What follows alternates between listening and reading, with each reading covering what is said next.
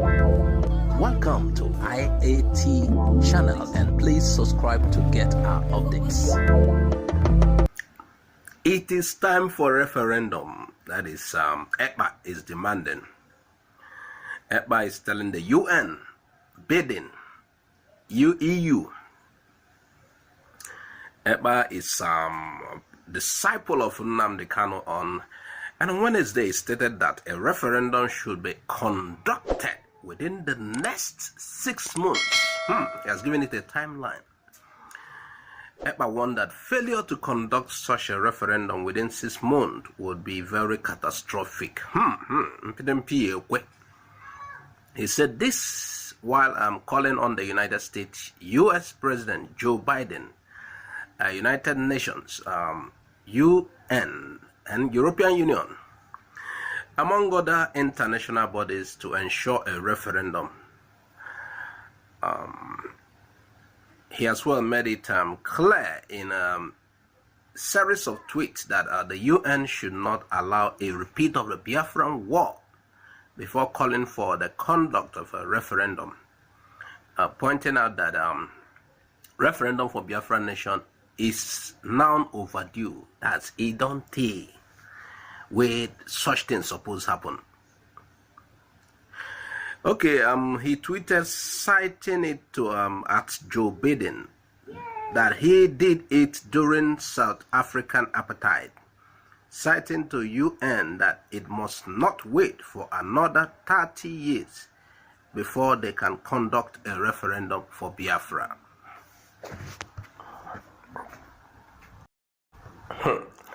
ECPA is very serious. So freedom is like give me my freedom or death. Anyway, Uwazurike opens up on a promise to Ojukwu. He said he made a promise to Ojukwu over another civil war. Ralph Uwazurike, the founder of Biafra Independence Movement, BIM, a movement for the actualization of the sovereign state of Biafra, MASOB, he has assured that people of the southeast would not embark into another civil war in their pursuit for secession. Okay, he's not taking it by force. Okay, I hope we know how he wants to do it. In other words, the region would, he said, remain committed to a non-violent approach. That's MASOB approach in the actualization of Biafra. He claimed to have promised the late he's not a warlord, I'm sorry for using warlord, the late Biafran leader of the Ojukwu and the United Nations, UN, that people of the region would never resort to violence in their quest. Uwazurike is clearly trying to distance himself from the operations of ESN IPOB. So his remark was contained in a statement signed by his BIM Director of Information, Chris Mocha, who he could be nothing else than Chris Mocha, and he urged Nigerians to disregard insinuation of the possibility of an impending war with Nigeria. According to him, Biafrans are very positive that they will reach the promised land without firing a gunshot, despite the level of provocations. And having also assured the United Nations UN in the Biafra Bill of Rights, which was submitted on November 1, 1991, Uwazurike promised that MASOB shall remain peaceful in the course of its agitation for Biafra sovereignty, stating that any politicians or groups sponsoring or inciting violence or calling for war in Nigeria is on their own, because Biafra fought fratricidal war between 1967 and 1970, and the region is not prepared for another war of arms. Clearly, he's trying to distance himself from the way IPOB has chosen to go about it. IPOB in the name of ESN. Uwazurike wants to be different.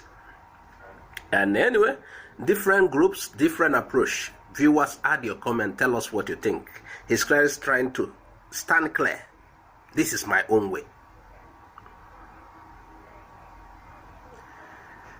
Anyway, ECPA returned again. ECPA said there will be no election in Biafra land. ECPA Simon has spoken again. This time he said that the upcoming gubernatorial election in Anambra state which is to hold at November 6, 2021, will not hold.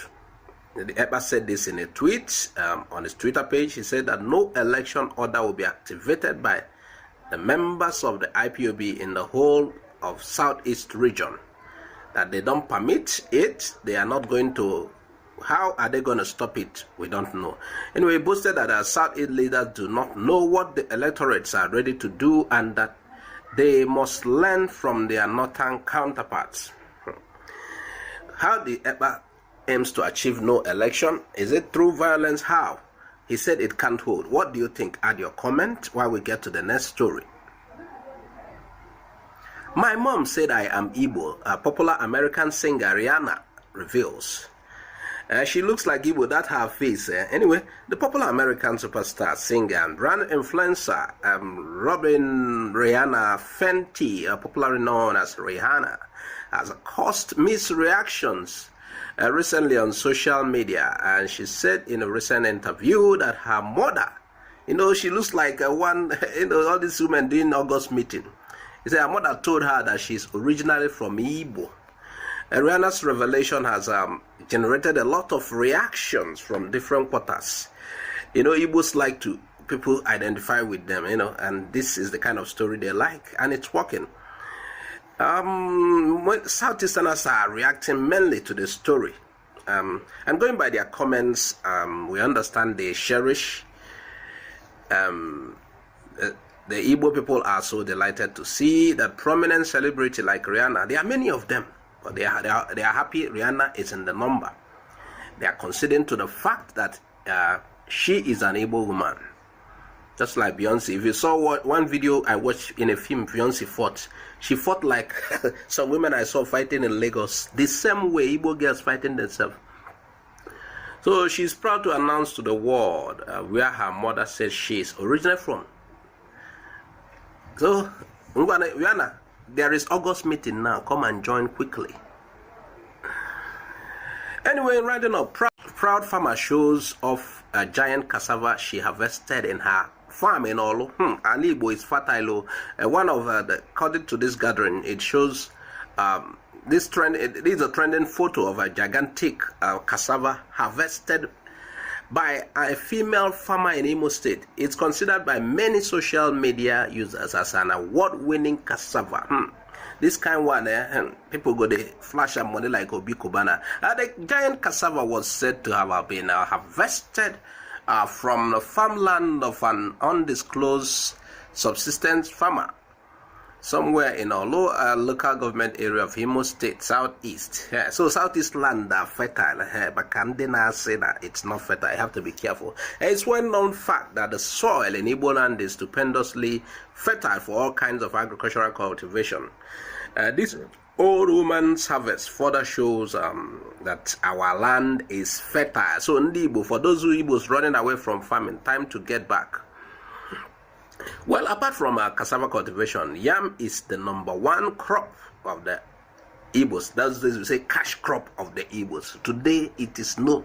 What is wrong? Anyway, virtually every Igbo farmer cultivates yam in small quantities, some commercially. Other crops widely grown in the southeast are rice, maize, maize every corner here, cocoyam, vegetables, oil palm, and several others. Africa is our business. The land is the economy, and the economy is the land. Let us learn to encourage farmers like this by sharing their good news. So Igbos have a lot to rely on. Some people are saying we will not give you our food. If you provoke us, we will lock down like we did from, I think they blocked food passage from Kwara. They said if you do, we will stop it again. No, please, while they are stopping it, Igbos are farming too. We are not just motor parts dealers. We are not just a business, the super businessmen. We also do farming. And I'm encouraging Igbos to return to farming. It is very important. Meanwhile, let's review our stories. Simon Ekpa is advising the UN to step in and compel Nigeria, because normally it's from a country that a country will conduct referendum for parts that wants to leave, or referendum like a plebiscite, yes or no to a particular thing. Simon Ekpa is telling the UN to act fast. In fact, he's giving them just 6 months. Referendum should be conducted in the region called Southeast. Not just Southeast, there are any region indicating interest to go, as in Biafra. A referendum will be conducted there. We can even conduct referendum in the north very soon. The way it seems now, we are seeing a lot of people raising their hands. I want to say something. Biafra might conduct the election in the north. What do you think? And Ekpa is telling them, email says so, the way things are, you have to act fast to need 6 months at most. So what do you think again? Uwazurike wants to tell the world that he's not doing it the way IPOB is doing it. IPOB is like applying force, but he said we will not bring another war to Southeast. We choose to continue to do it the quiet way. What do you think? Somebody said freedom is not given, it is snatched. I've only seen few cases where the case of Singapore and Malaysia, it was smooth. They realized they can't walk, they have to split. And I've always advised that the best thing is a split. This union is not working. Being in social media has taught me a lot of things. We don't agree, and the more we are together, we continue to disagree. But when we are split, love will come, and there will be competition. Let me tell you, just like I said in some other videos, the North will do well. The split will not hurt the North. It will take some time. Even the two sides, everybody will pick up. You understand? Although I think the North doesn't even want the union, but they were waiting for the oil to dry down. Niger Delta, what are you people doing? Anyway, Uwazurike said, we want the non-violent approach. We want the smooth ride. Smooth ride, court process, begging. I think referendum is also in the smooth ride. Please give us referendum, please give us our freedom, please give us our freedom. Anyway, what do you think? And this is where we round up. Please subscribe to this channel if you haven't. Click also on the bell icon to get our updates anytime it drops. I am Azuka OJ. Bye for now.